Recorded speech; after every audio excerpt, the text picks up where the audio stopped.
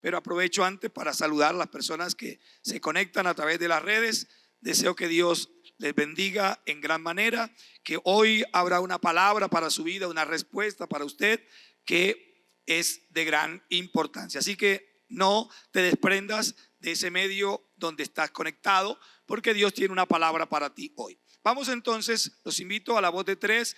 Primera de Juan, capítulo 2, 1 al 6. Hijitos míos, lean conmigo. Estas cosas os escribo para que no pequéis. Y si alguno hubiere pecado, a Jesucristo el justo. Y Él es la propiciación por nuestros pecados, y no solamente por los nuestros, sino también por los de todo el mundo. Y en esto sabemos que nosotros le conocemos si guardamos sus mandamientos. El que dice yo le conozco y no guarda sus mandamientos, el tal es mentiroso y la verdad no está en él. Pero el que guarda su palabra, en este verdaderamente el amor de Dios se ha perfeccionado. Por esto sabemos que estamos en Él. ¿Por qué sabemos que estamos en Él? Por lo que hemos dicho anteriormente. Y ahora dice, el que dice que permanece en Él, ¿cómo debe andar? Si yo digo que permanezco en Cristo, si yo digo que permanezco en Dios, si yo digo que creo en Dios, entonces dice que debo andar como Cristo anduvo.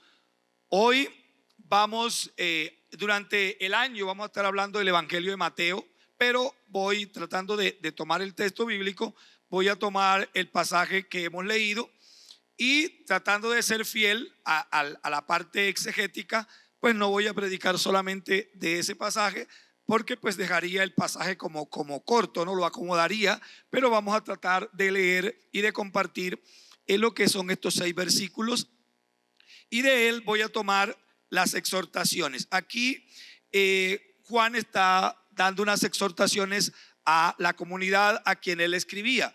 Juan en este caso no dice va dirigido a la iglesia XY, dice, comienza hablando de que dirige su mensaje a una comunidad, aunque no lo describe quién es esa comunidad. Entonces estamos hablando de unas 4 exhortaciones. La primera exhortación que él nos habla es que los exhorta a que no pequen. La segunda es ahí mismo que si han pecado, entonces que recuerden que hay salida para el pecado, que no se queden envueltos en el pecado. La tercera exhortación es que si dicen que conocen a Dios, no deben vivir de cualquier manera. Si dicen que conocen a Dios, deben vivir de acuerdo a la palabra de Dios, que es la evidencia de que alguien le conoce a Dios. Y luego dice que entonces si nosotros decimos que permanecemos en Él, debemos andar como Él anduvo. Esa es la palabra que estaremos compartiendo en esta mañana. Así que vamos entonces a entrar en materia. La palabra que quiero compartir con ustedes son exhortaciones que marcan la diferencia. Exhortaciones que marcan la diferencia. Entonces, cuando decimos que alguien marca la diferencia, nos referimos a alguien que no es como el montón, alguien que sobresale en medio de los demás. Bueno, hay gente que sobresale para mal, pero aquí estamos hablando de sobresalir para bien. Alguien que no se ajusta al molde. Recuerde que la palabra de Dios también nos dice en Romanos, hijitos, dice que nosotros no nos ajustemos al sistema de este mundo, sino que vivamos diferente a lo que vive el mundo. Y yo sé que en nuestro mundo, ser diferente en cualquier cosa que sea es motivo de burla, es motivo o de resaltar, ¿no? Porque bueno, los famosos son vistos como personajes destacados y elogiados. Y estos días veía que Shakira, y eso mejor dicho, Colombia entera estaba loca por Shakira. No se pudo presentar en Medellín por un aguacero que hubo, y ya 2 días antes ya la gente estaba de varias ciudades en Medellín, habían pagado tiquetes, habían hecho tantas cosas. Es decir, significa que esta mujer se destaca, ¿no? por sus canciones, por lo que sea, en el sentido no de cristiano, no como nosotros, pero son personajes que la gente mira. Pero nosotros como cristianos no estamos buscando fama ni nada por el estilo, pero sí destacarnos en medio de donde estemos. Así que Juan le está, en otras palabras, diciendo a su pueblo, a sus hijos, a quien les escribe, perdón, que ellos deben destacarse, deben marcar la diferencia. Y podríamos citar las palabras de Pablo que escribe en Filipenses 2:15, cuando dice: para que seáis irreprensibles y sencillos, hijos de Dios sin mancha en medio de una generación maligna y perversa. ¿Creen que hay alguna diferencia entre la generación en que Pablo vivió y la de nosotros? Hay mucha similitud. Una generación maligna y perversa, en medio de la cual, ¿qué debemos hacer nosotros? Resplandecer como luces en el mundo. ¿Cómo debemos resplandecer? Como luces, como luminares, dice el texto bíblico, en el mundo. Entonces vamos a entrar en materia con la primera exhortación. Ubíquese en el capítulo 2, el versículo 1, dice: hijitos míos, estas cosas os escribo para que no pequéis. ¿Cuál es la primera exhortación que le hace Juan a la iglesia? No peque. Bueno, a la comunidad a quien él escribía, pero vamos a traerla acá. Hoy Dios, por medio de este escrito, nos está diciendo: hijitos, hijitas, no pequen. Y le dice: estas cosas les escribo para que no pequen. Estas cosas les escribo para que no pequen. Si nosotros tomamos, si retrocediéramos un poquito en el capítulo 1, los versículos, porque hay que mirar el contexto en el que Juan está escribiendo. En el capítulo 1, los versículos 5 al 10, le ha dicho él a la iglesia: miren, Dios es luz y en él no hay tinieblas. Y le dice: si ustedes dicen que tienen comunión con Dios y están en tinieblas, son mentirosos. La verdad no está en ustedes. Si ustedes dicen que tienen la luz de Dios, deben demostrar esa luz en la comunión que tienen los unos con los otros. En la comunión que tienen los unos con los otros.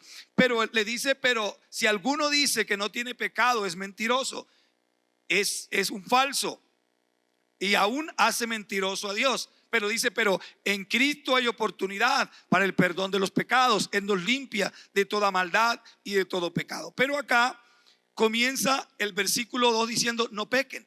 Entonces podríamos ver como un contraste, podríamos ver como una especie de, bueno, allá dice que el que dice que no tiene pecado es mentiroso, pero acá dice que no debemos pecar. ¿Qué es lo que Juan, nos quiere enseñar? Entonces quiero dejarles a ustedes unas notas de lo que,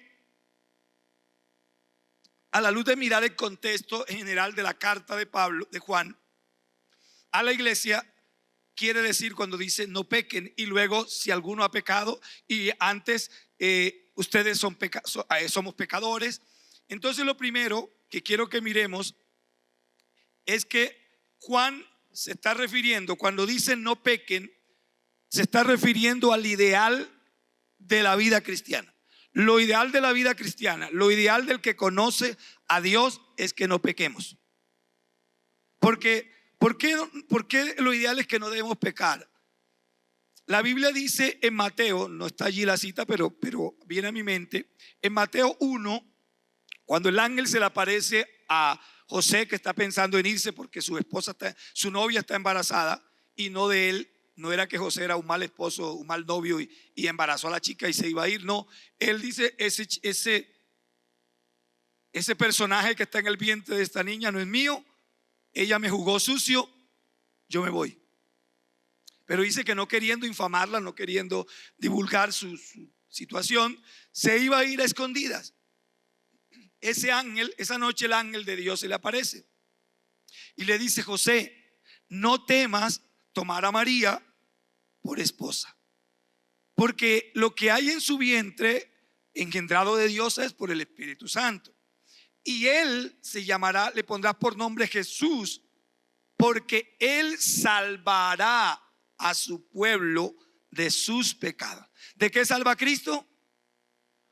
Eso está en Mateo 1, 21 y 22, si no estoy mal. Él salvará a su pueblo de sus pecados. Entonces, si Él me salva, es que me libra, me quitó el peso del pecado. Entonces Juan, no sé si pensando en este texto bíblico o en todo el contenido de la Biblia, Juan dice: no pequen, porque ustedes ya fueron salvados del pecado.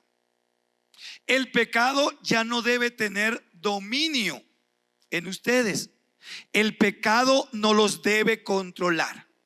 Una pregunta, iglesia, una pregunta, amados oyentes que se conectan con nosotros. Como cristiano, Juan le está hablando a la iglesia, pero también más adelante vamos a mirar que le habla a todo el mundo. Pero me dirijo a la iglesia. Dice que Cristo vino a librarnos del pecado. Si nosotros estamos teniendo prácticas de pecados que son constantes, debemos prestar atención. Por ejemplo, si alguien está viviendo en unión libre, ¿cómo se llama ese pecado? Fornicación. ¿Qué debe hacer entonces? Casarse.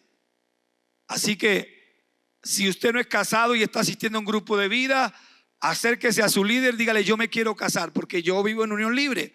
Así conocí de Cristo, pero quiero arreglar mi vida. Bueno, busque solución.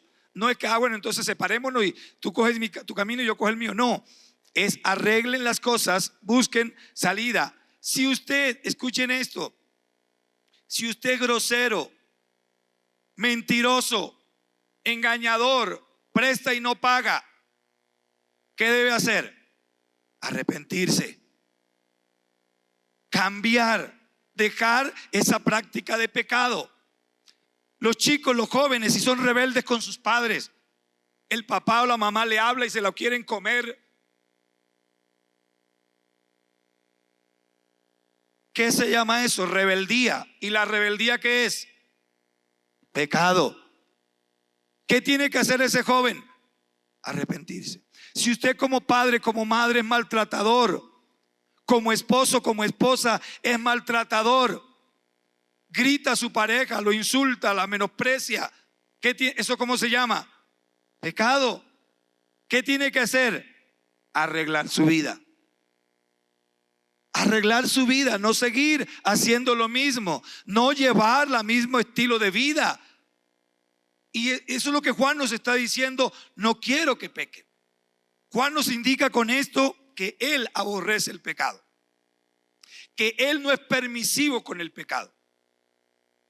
Pero ¿cómo así? Si primero había dicho que entonces que éramos pecadores, porque él está diciendo que nosotros como seres humanos tenemos innatamente la fragilidad ante el pecado, pero que idealmente no debemos dejarnos llevar por el pecado. De hecho, ese versículo dice: si alguno dice que permanece en él, ¿cómo debe andar? ¿Cristo lo dominó el pecado?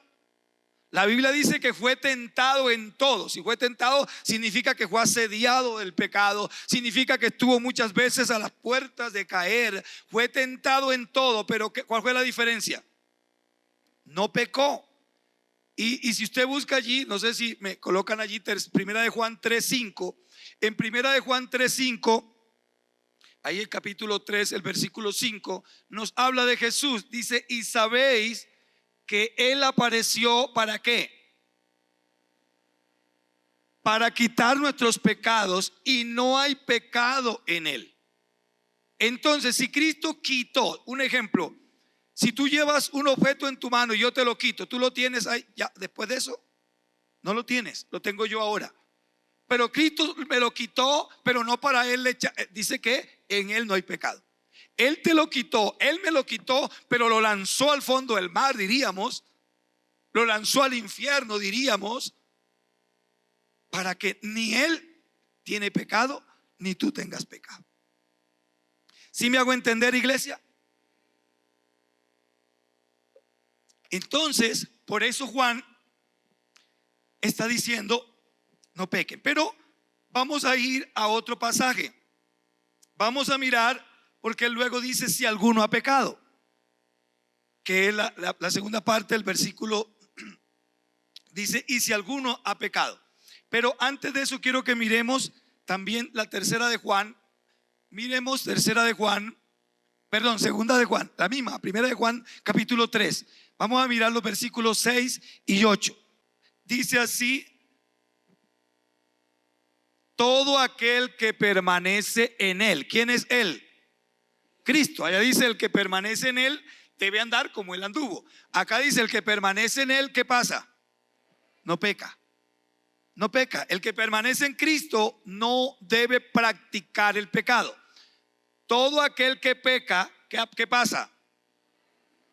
Ni le ha conocido. O sea que si usted dice, lleva 10 años, 50 años viniendo a la iglesia y no ha cambiado y sigue con las mismas prácticas pecaminosas, dice la Biblia, aunque usted venga a la iglesia pero sigue practicando pecado, no le ha conocido. Y yo ahorita le voy a explicar otra cosa. Sigue el 8, ahora pásenme el 8. Hijitos, no el 8. El que practica el pecado, ¿qué pasa con él? El que practica el pecado. No, ojo a esto, porque aquí le quiero hacerme aclarar. No está diciendo el que en un momento determinado falla y comete un pecado. El que practica. Una cosa es que usted en un momento determinado falle y caiga, y otra cosa es que usted tenga un pecado como práctica constante en su vida. Mentir, engañar, pelear, ser grosero, ser mentiroso. Eso es una práctica constante en su vida. Pero usted en algún momento, ahora no tomen esto como un permiso para pecar. No tomemos esto como un permiso para pecar, porque no es lo que Juan nos está diciendo. Pero también Juan lo que quiere decirle, hay oportunidad para el que peca. El que peca es del diablo, porque el diablo peca desde el principio. Hijito, dice que Cristo vino para deshacer. ¿Para qué vino Cristo? ¿Y el pecado es obra de quién? Del diablo, de la carne, de mis debilidades, de mi fragilidad. Pero ¿qué hizo Cristo con ello? Lo deshizo.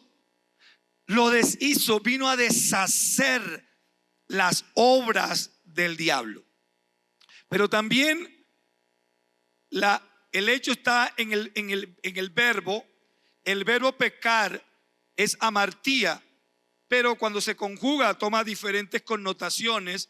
Y entonces allá en el capítulo 1, versículo 8 al 10, y en el capítulo 2, cuando dice si alguno ha pecado, es la palabra amártete y amarte con H, que indica una acción cometida sin intención y no reiterativa. Un pecado cometido sin intención. Hay gente que planea pecar.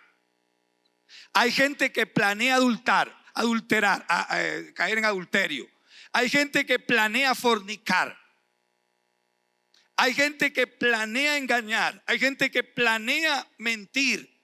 Eso se llama un pecado intencional. Y ustedes saben que aún en la parte jurídica, los jueces juzgan cuando un pecado es premeditado, cuando un acto, pues ellos no llaman pecado, sino un acto violatorio de una ley, se constituye, tiene mucho más fuerza y mucho más peso cuando es intencional, cuando es premeditado, a que cuando fue alguien que pronto en un momento de rabia hizo algo incorrecto. Ellos estudian eso. Pero si ellos lo estudian, ¿cuánto más Dios? ¿Cuánto más el Señor? Entonces, en conclusión sobre ¿por qué Juan dice que no pequen, pero dice que hay pecado en nosotros? Primero, porque lo ideal es que no pequemos, porque Cristo nos libró del pecado. Y entonces debemos esforzarnos por no ser practicantes del pecado. Pero nos abre una puerta. Y el punto 2, que dice, si alguno ha pecado. Nótese, primero dice, hijitos, os escribo estas cosas para que no pequéis. Pero si alguno ha pecado, o sea, él dice, yo quiero que todo el grueso se esfuerce por no pecar. Pero si en medio del grueso uno falla, uno se equivoca, uno cae, recuerde que hay oportunidad. Hoy te digo, amada iglesia, hay oportunidad. Si tú has caído, si tú has fallado, si tú has desobedecido, si tú has hecho cosas incorrectas, hay oportunidad. ¿Y cuál es la oportunidad? Dice abogado. Entonces esta oportunidad, la primera, cuando dice no pequen, está diciendo yo aborrezco el pecado, no soy permisivo con el pecado, no soy negligente con el pecado. Pero cuando dice si alguno ha pecado, está demostrando el amor de Juan, que no se porta como un hombre fanático, como un hombre duro, severo, sino como un hombre que tiene cierta flexibilidad contra el que ha caído en el pecado. Y le dice entonces, si tú caíste, levántate. Si tú caíste, hay un camino. Si tú caíste, hay una solución. Él no lo deja en el infierno, no lo condena, no lo manda al mundo. Le dice, hay oportunidad de que te levantes. Amada iglesia, hay oportunidad para que te levantes. ¿Y por qué? Dice que Cristo es nuestro abogado. Esa palabra abogado es la palabra paráclito o paráclitos en el original, y significa uno que es llamado para estar al lado de. Uno que es llamado para estar al lado de. O sea, Cristo, cuando tú oras, cuando tú invocas el nombre de Cristo, lo estás llamando para que Él venga en tu auxilio, para que Él esté a tu favor. Cuando tú te arrepientes, cuando tú reconoces tus faltas, cuando yo reconozco mis faltas, lo estoy invocando, lo estoy llamando para que Él venga a mi lado, para que Él sea mi paráclitos, para que Él sea mi paráclitos, para que Él esté a mi lado para apoyarme. Esa misma frase, esa frase es citada por la Reina Valera como abogado, la paráclito, paráclitos, es citada en la NBI como intercesor, y en la Dios habla hoy es traducido como defensor. Defensor, es decir, Cristo es nuestro abogado, Cristo es nuestro intercesor, Cristo es nuestro defensor. ¿Cuántos se gozan de saber que Cristo te defiende, que Cristo nos defiende? No solamente del maligno, sino ante la ira del Padre. Cristo nos defiende de la ira del Padre, porque Él vino a morir por nosotros. Sigo, entonces, cuando Él dice que entonces Él es nuestro abogado. Pero la Biblia dice, quiero leerte dos textos citados por otros autores, unas citas, referencias cruzadas. Por ejemplo, en Pablo, escribiendo a los Romanos, en el capítulo 8, versículo 34, en el 8:26 dice, hablando del Espíritu Santo, que qué hemos de pedir como conviene no lo sabemos. Pero ¿qué hace el Espíritu Santo? Intercede por nosotros bostezando. Intercede por nosotros con gemidos.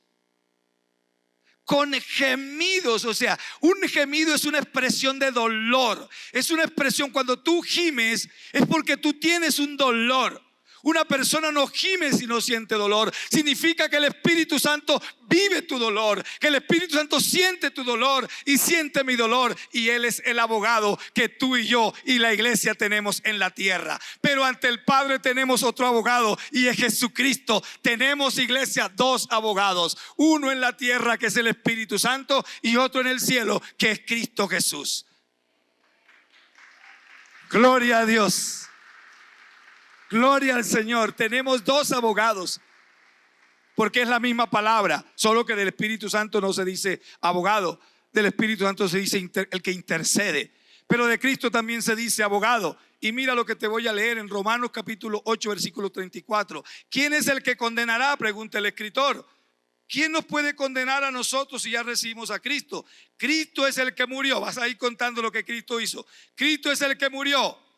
Más aún, el que también resucitó, el que está a la diestra de Dios y el que intercede por nosotros. 4 obras de Cristo: murió, resucitó, se sentó a la diestra de Dios y está allí para interceder por nosotros. Para interceder por nosotros, para presentar ante Dios tu necesidad y mi necesidad, y para presentarnos. Pero dice que en Hebreos, escucha lo que te voy a leer en Hebreos En Hebreos, en el capítulo 7, el verso 25 dice: por lo cual puede también salvar perpetuamente. ¿Cómo lo salva Cristo? A los que por Él se acercan a Dios. Mire que la gente tiene diferentes formas de acercarse a Dios. La gente dice: todos los caminos llegan a Roma. Y bueno, posiblemente eso sí coincida. Caminos aéreos, caminos terrestres, caminos acuáticos conducen a Roma. Pero no todos los caminos conducen al cielo.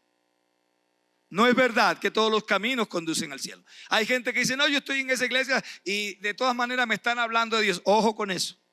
No todas las iglesias enseñan la sana doctrina. No todas las iglesias enseñan el sano mensaje. Entonces dice: hay gente que se acerca a Dios por los santos. Yo invoco a San Roque, yo invoco a San Juan, yo invoco a no sé quién. Entonces buscan acercarse a Dios por medio de los santos. Otros buscan acercarse a Dios por medio de las vírgenes. La virgencita tal, ella es de mí, yo soy devoto de ella y por medio de la virgencita me acerco a Dios. Eso no lo dice la Biblia. Otros lo hacen por medio de los ángeles, invocan los ángeles. Eso no lo dice la Biblia. Otros invocan las almas de los muertos que partieron, que mi abuelo, que mi bisabuelo. Entonces invoco el alma de mi abuelo para que el alma de mi abuelo me dé la oportunidad de. Eso no lo dice la Biblia. La Biblia dice que hay un solo mediador entre Dios y los hombres y se llama Jesucristo, hombre, el Hijo de Dios, el que vino a salvar y a redimir al mundo de su pecado. No hay otro hombre, no hay otro ser, no hay otro medio, sino Jesucristo. Entonces, Cristo primero entonces es nuestro abogado, pero también es la propiciación por nuestros pecados. ¿Qué significa la palabra propiciar? Bueno, facilitar algo, ¿cierto? Una persona que propicia algo, porque esa palabra tiene varias connotaciones, pero propiciar es facilitar algo. Ser propicio es ser una persona que facilita algo. Pero aquí nos dice que Él es nuestra propiciación. Recuerda que en el arca que estaba en el lugar santísimo tenía una tapa donde estaban unos querubines. Esa tapa se llamaba el propiciatorio. Propiciatorio, como esta tapa que tiene aquí que cubre la piscina del bautisterio. El propiciatorio cubría lo que estaba dentro del arca, que era el maná, la vara de Aarón que reverdeció y las tablas de la ley. Entonces nadie podía abrir eso estaba prohibido, cubría. Cristo Jesús es la propiciación por nuestros pecados. Es decir, la sangre que Él derramó cubrió tu pecado, cubrió mi pecado. Pero no en el sentido de ocultar la falta, lo cubrió en el sentido de limpiar. Porque la Biblia dice que la sangre de Jesucristo limpia nuestros pecados. Es como un lavado. Cristo produjo como lavarnos con su sangre preciosa. Pero hay algo interesante en ese acto. Y es que Cristo en ese acto actuó como propiciación. Es decir, fue la sangre, fue el sacrificio justo y perfecto que aplacó la ira del Padre. Cristo echó sobre sus espaldas la ira. Porque escuchen esto, nosotros antes de ser librados del pecado, Cristo antes de librarnos del pecado, antes de librarnos del infierno, antes de librarnos del juicio final, antes de librarnos de la muerte, Cristo nos libró de la ira del Padre. Cristo nos libró de la ira del Padre porque nosotros estábamos para recibir la ira del Padre. Pero Cristo se ofreció voluntariamente y recibió la carga de la ira del Padre. Por eso dice la Biblia que desde la hora sexta hasta la hora novena, ¿qué hubo el día que Cristo estaba siendo crucificado? Hubo oscuridad, oscuridad. Eso significa que todo el pecado está asociado con lo oscuro, con lo negro. No nosotros los negros, no, nosotros no estamos asociados con el pecado. Son otros negros, son otras cosas negras. Entonces, eso está asociado con el pecado, lo negro, lo oscuro. Pero, y dice que en esa noche, en ese momento, era mediodía, y es como si hubiese habido un eclipse donde todo se oscureció. ¿Qué pasó en ese momento de oscuridad? El Padre descargó toda su ira sobre su Hijo. Por eso Cristo en agonía exclamó y dijo: Padre, Padre, ¿por qué me has abandonado? Porque en ese momento el peso del pecado tuyo, el peso del pecado mío caía sobre Él y un manto de oscuridad lo cubrió. Y Él en esa agonía solo miró a la humanidad y exclamó y dijo: Padre, perdónales porque no saben lo que hacen. En ese momento estaba excluyéndonos a todo aquel que se arrepiente de la condena eterna. En ese momento estaba dándonos la oportunidad para que todo aquel que se arrepienta obtenga la vida eterna. Y la iglesia es parte, somos parte de ese proyecto del Señor. Y estamos aquí como parte de ese proyecto. Y por eso le alabamos y por eso le glorificamos. Porque somos parte de aquello que Él hizo por nosotros. Entonces Cristo obró como víctima.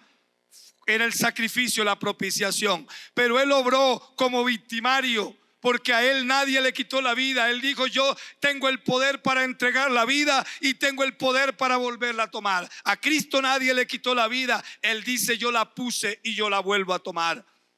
Entonces, cuando Él usa la parte de ser el propiciador, se obró como sacerdote. Y te lo voy a mostrar bíblicamente. Él obró como sacerdote, no solamente como víctima. Dice la palabra del Señor en la carta a los Hebreos, en el capítulo 9, versículo 26 al 30, al 24 al 26. Porque no entró Cristo en el santuario hecho de mano. ¿Cuál era el santuario hecho de mano? El santuario hecho de mano era el que estaba en Jerusalén. Allí primero estuvo en Silo y luego en Jerusalén. En los tiempos de David, de Salomón, que construyó el templo, entonces se construyó allí en Jerusalén. Primero ha estado en Silo, desde Josué hasta David estuvo en Silo, y desde Salomón hacia acá fue trasladado a Jerusalén. Y entonces ese templo fue hecho, ese santuario fue hecho de manos, o sea, fueron personas humanas. Dice que ese templo, ese tabernáculo era figura del verdadero. ¿Cuál es el verdadero? El que está en el cielo. Cristo mismo es parte de ese tabernáculo. Ese tabernáculo era sombra de Cristo. Sino Él se presentó en el cielo mismo para presentarse ahora por nosotros ante Dios. Es decir, ese día que Cristo muere, ese día cuando todo tembló, ese día cuando los muertos resucitaron, ese día cuando Él fue sepultado, esas 3 noches, esos 3 tiempos que estuvo allí en la sepultura y que al tercer día se levantó. Él le dice a María, cuando María lo va a tocar después que resucita: no me toques. ¿Por qué no debía tocarlo?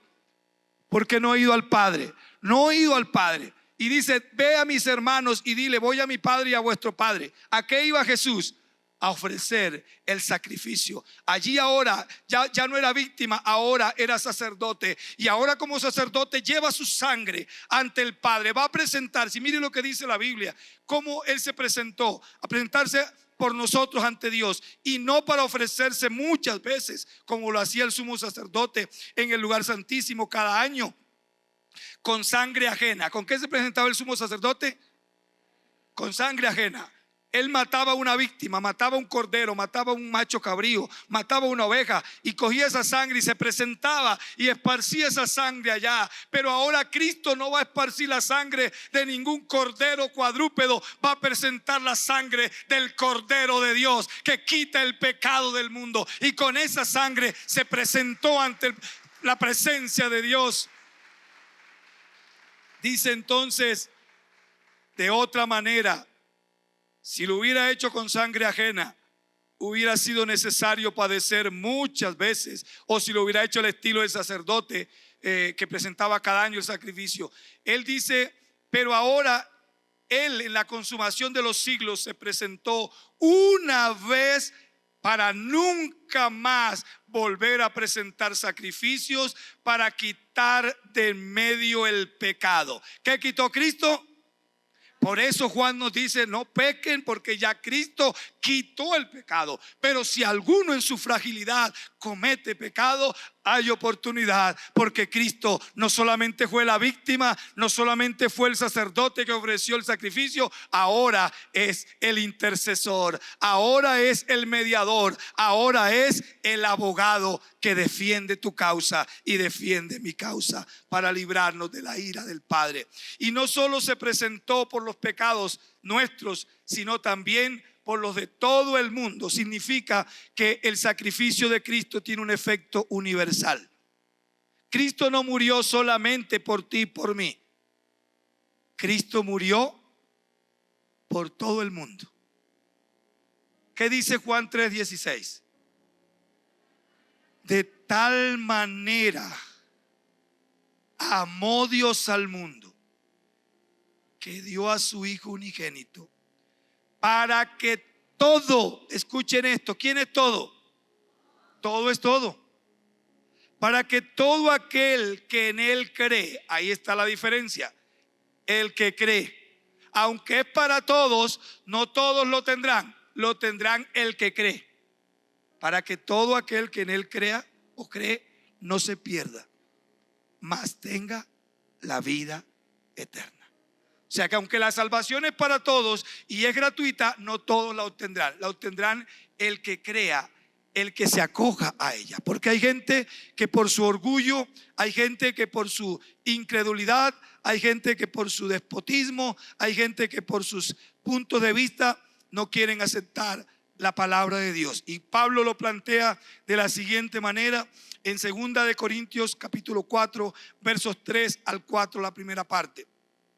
Pero si nuestro evangelio está encubierto, entre los que se pierden está encubierto. ¿Qué es algo encubierto? Algo tapado, algo oculto, algo que no se ve. ¿En quién o para quién el evangelio está encubierto? Dice entre los que se pierden. ¿Quiénes son los que se pierden? Los que el Dios de este siglo cegó el entendimiento. Hablo para todos aquellos que no han recibido a Cristo. Lo que hace el enemigo es cegar, no los ojos. Él no nos venda los ojos, nosotros seguimos viendo. Él nos venda el entendimiento. Él nos vuelve torpes para entender las cosas de Dios. Por eso la Biblia en Colosenses 1:9, si no estoy mal, o 1:7, Pablo dice que debemos tener inteligencia espiritual. Inteligencia espiritual.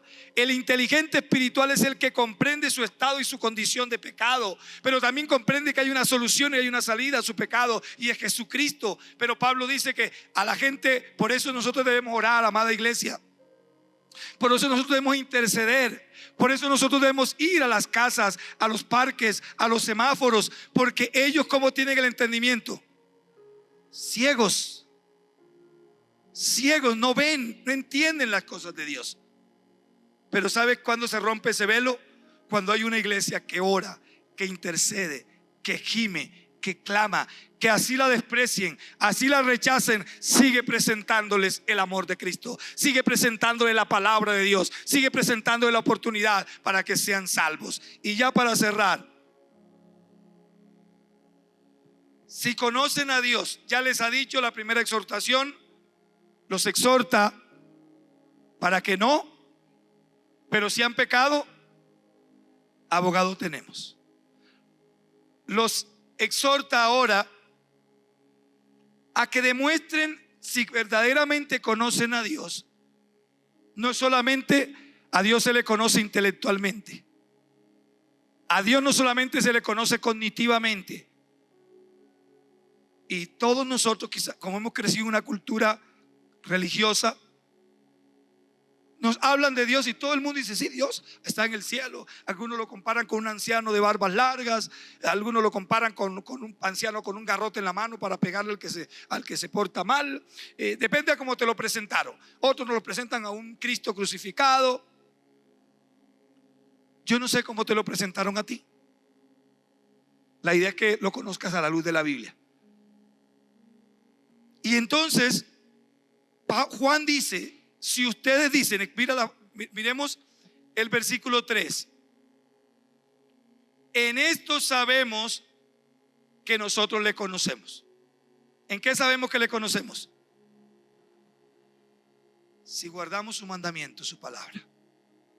O sea que no es el conocimiento intelectual nomás, no es el conocimiento cognitivo, no es la parte racional que tú razonas sobre Dios y aún escriben hacia Dios, de Dios. Pero el que verdaderamente conoce a Dios, ¿qué debe hacer? Obedecer, guardar los mandamientos de Dios. Entonces, amada iglesia, si tú dices que conoces a Dios, ¿cómo lo demostramos? Obedeciendo su palabra. Obedeciendo, ahora dice su mandamiento, pero después dice su palabra. Porque algunos de pronto dicen, sí, el mandamiento dice no hagas esto, y yo no mato, yo no robo.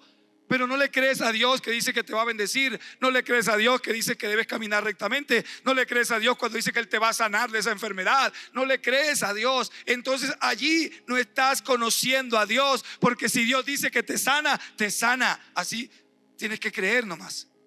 Y cierro. Él dice que hay una muestra si conocemos o no conocemos a Dios. El que dice que conoce a Dios pero no guarda su palabra, no lo conoce. El que guarda la palabra conoce a Dios. Y dice, en esto sabemos que permanecemos en Él. O el que dice que permanece en Él debe andar como Él anduvo. Quiero que nos coloquemos de pie. 4 exhortaciones, recomendaciones, consejos, instrucciones.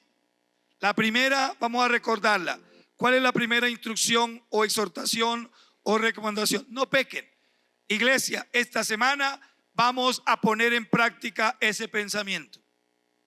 Si tú tienes un pecado que te asedia, si tú tienes un pecado que es constante en tu vida, no vas a decirle, Señor, tú me dices que tú me libraste, que Cristo vino para librarnos del pecado. Y yo recibí al que vino a librar del pecado. Hoy declaro que ese pecado soy libre. ¿De qué más? ¿Cuál es la segunda exhortación? Si alguno ha pecado, hay solución. Si alguno ha pecado, no lo dejo en el infierno. Si alguno ha pecado, no lo condeno. Si alguno ha pecado, hay un camino. Jesús, nuestro abogado. Pero también nos dice, si ustedes dicen que conocen a Dios, demuéstrenlo. ¿Cuál es el camino para mostrar que conocemos a Dios? Obedeciendo. No dice que haciendo milagros, que eso hace parte, ¿no? Pero dice, obedézcanle. Y con la obediencia ustedes están demostrando que conocen a Dios. Y por último, si ustedes dicen que permanecen en Cristo, ¿qué tienen que hacer? Caminen como Cristo caminó. Cristo fue grosero, fue mentiroso, fue engañador, fue adúltero. No. Camina como caminó Jesús. Jesús perdonó, Jesús amó, Jesús entregó el sacrificio. Iglesia, que el Señor nos ayude para que caminemos como Jesús. Es un desafío grande, yo sé, pero es lo que la palabra de Dios nos pide. Pero es lo que la palabra de Dios nos exhorta a hacer. Caminen, anden, vivan como Cristo vivió. Y vamos a estudiar la vida de Cristo este año para desde aquí, desde el altar, presentarle cómo Cristo vivió, y para que usted y yo nos esforcemos de vivir como Él vivió. También para ustedes hay salvación. También para ustedes hay un camino, y Jesús. Jesús es tu abogado, es tu médico, es tu intercesor, es tu amigo. Hoy te pido, Señor, que bendigas a cada persona que está en las redes sociales, WhatsApp, Face, cualquiera de las redes, YouTube. Señor, te pido que los bendigas y que esta palabra que ha sido predicada hoy llegue a ellos. Que ese velo que el enemigo coloca para enceguecer el entendimiento se rompa hoy y ellos puedan comprender el mensaje que ha sido predicado. En el nombre de Jesús los bendigo.